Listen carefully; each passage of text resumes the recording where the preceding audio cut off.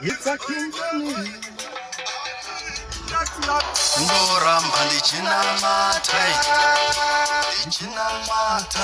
ndoramba ndichinamatai. Ndichikura vaifunga kuti ndichibika, ndichikura vaifunga kuti ndichatambura, ndichikura vaifunga kuti ndichakwangwaya. Ati Mwari wangu zvesaka zvichamuka, ndichikura vaifunga kuti ndichabika, ndichikura vaifunga kuti ndichatambura, ndichikura vaifunga kuti ndichakwangwaya.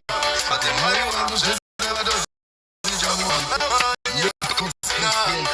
Yes. Greetings to you people. This is King John, the aka Sniper D Master.